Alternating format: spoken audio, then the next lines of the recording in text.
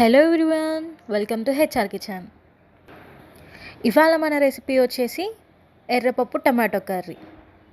ఈ పప్పుని కొన్ని ప్లేసెస్లో మసూర్ దాల్ అని కూడా పిలుస్తారు, కానీ మన తెలుగు ప్లేస్లో మాత్రం ఎర్రపప్పు అని అంటారు. ఇది నార్మల్ పప్పు కంటే కూడా కొంచెం టేస్ట్ ఎక్కువగానే ఉంటుంది. పప్పుని చేసుకోవడానికి ముందుగా 1 కప్పు ఎర్రపప్పుని నానబెట్టుకొని ఉంచాలి. ఇప్పుడు స్టవ్ ఆన్ చేసుకొని పప్పు ఉడికే విధంగా వీలుగా ఉండే బౌల్ని ఏదైనా పాత్రని పెట్టుకోవాలి. తర్వాత ఆయిల్ వేసుకోవాలి. సరిపడా ఆయిల్ వేసుకున్న తర్వాత ఆవాలు వేసుకొని ఆవాలు చిటపటలాడిన తర్వాత మాత్రమే జీలకర్ర వేసుకోవాలి. లేదంటే కొంచెం చేదుగా ఉంటుంది కాబట్టి ఆవాలు మంచిగా వేగనివ్వాలి. ఇవి వేగిన తర్వాత ఉల్లిపాయ ముక్కలు వేసుకోవాలి, వేగనివ్వాలి. ఆనియన్స్ మగ్గిన తర్వాత సరిపడా అల్లం వెల్లుల్లి పేస్ట్ వేసుకొని మంచిగా వేగనివ్వాలి. అల్లం వెల్లుల్లి పేస్ట్ పచ్చి వాసన పోయే వరకు వేగనివ్వాలి.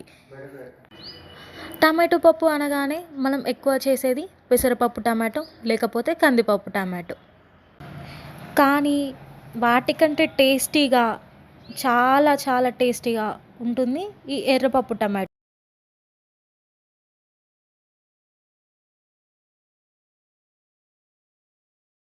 అల్లం వెల్లుల్లి పేస్ట్ మంచిగా వేగిన తర్వాత పసుపు వేసుకోవాలి. ఈ మిశ్రమం అంతా మంచిగా వేగిన తర్వాత ముందుగా పెట్టుకున్న పప్పుని ఇందులో వేసుకొని ఒక 10 నిమిషాల పాటు మగ్గనివ్వాలి. పప్పు అనేది కొంచెం ఆయిల్లో వేగాలి. అప్పుడే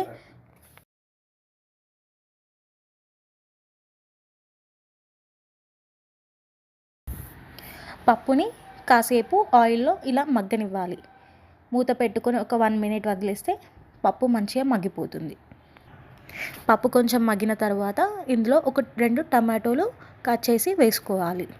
టమాటో వేసేసుకున్న తర్వాత టమాటోలు మెత్తబడే వరకు ఇలా మూత పైన వాటర్ పోసి మగ్గించుకోవాలి.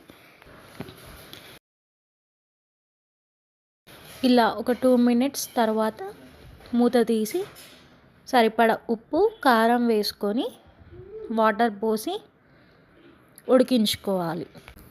పప్పు ఉడుకుతున్నప్పుడు మధ్య మధ్యలో మూత తీసి కలుపుతూ ఉండాలి. పప్పు ఫైనల్ స్టేజ్లోకి వచ్చాక కొత్తిమీరని వేసుకొని కలుపుకొని మరొక 5 నిమిషాలు మూత పెట్టి మగ్గించుకోవాలి. పప్పు ఇలా దగ్గర పడిన తర్వాత మసాలా వేసుకొని స్టవ్ ఆఫ్ చేసుకుంటే టేస్టీ ఎర్రపప్పు టమాటో రెడీ. ఇందులోకి చారు కానీ పచ్చి పులుసు కానీ చేసుకుంటే చాలా చాలా టేస్టీగా ఉంటుంది. ఈ ఎర్రపప్పు నార్మల్ పప్పుల కంటే కూడా చాలా టేస్టీగా ఉంటుంది అండ్ హెల్దీ కూడా. Thank you for watching. Please share, like and subscribe.